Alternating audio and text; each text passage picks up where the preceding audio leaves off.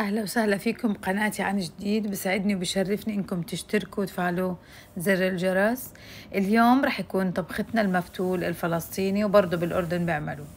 هو أنا المفتول عندي جاهز بالفريزر، طلعته وجهزت دجاجة ونص، 4 حبات بندورة قشرتهم قطعتهم، و4 بصلات قطعتهم جوانح، والحمص سلقته وجهزته، وعندي قرع برضو قشرته وقطعته قطع كبيرة، وجزر وقرن فلفل أخضر، وعندي أنا سمن حيواني، وعندي الملح طبعا، الفلفل الأسود، الكمون، ورق الغار. عندي كمان بهارات اسمها عين الجرادة، هاي بهارات تتميز فيها المفتول، اللي هي الشبت المجفف. هلأ بأول خطوة بعملها بس الدجاجة على الطريقة الاعتيادية زي ما انتم بتعرفوا. بحط البصلة والبهارات الخشنة والدجاجة، بضلني أقلبهم لما تطلع ريحتهم يشقروا، بحط عليهم المية المغلية وبتركهم لما ينسلقوا. هاي هي الطريقة. بتحط الملح وبهاراتك وبتخليها تنسلق، وبهاي الأثناء بتنشغلي بعمل اليخنة. اليخنة طبعا انت زي ما انتم شايفين أنا حطيت سمن، في ناس بحطوا زيت زيتون، حلو زيت الزيتون البلدي أو السمن اللي بتحبوه، هاي بترجع للرغبة يعني.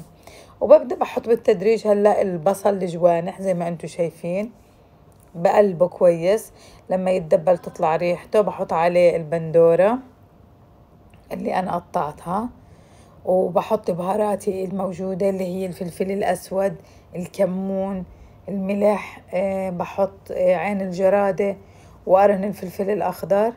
وبالتدريج هلأ بس تتدبل بحط ايش زي ما انتم شايفين هاي البهارات، بعدين البندورة وبحركهم، وبعدين بحط ايش القرع، وبحط الجزر، بحط كمان قرن فلفل إذا بتحبوه حرة، إذا بتحبوش فيكم تستغنوا عن هاي الخطوة.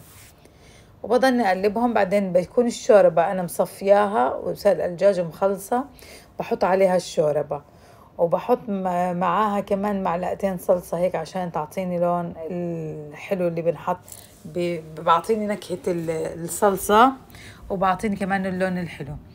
وبهاي الأثناء بحط أنا إيش المفتول بالمفتولية. المفتولية عبارة عن طنجرتين زي ما انتم شايفين، فوق بنحط المفتول مع شوية زيت زيتون وفلفل أسود وملح، وتحت بحط اليخنة. وبهاي الأثناء بستوي، هو مستوي بس بخليه يكمل سوا على البخار زي ما انتم شايفين. هاي عندي اليخنة تقريبا جاهزة.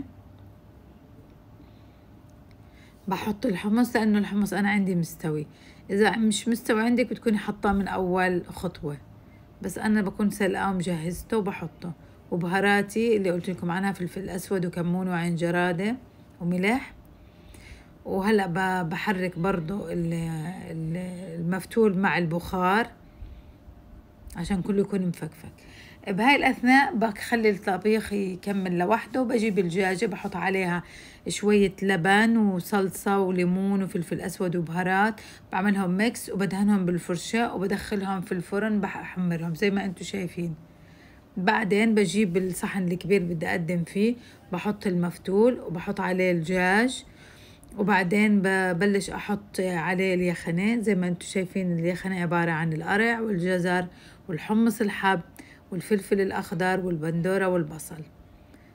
أيوة بتصفوا بهاي الطريقة وبتسقوه بالشوربة، وبعدين بتجيبوا كمان صحن كبير بتحطوا زيادة للي بحب يزيد شوربة مع الخضرة.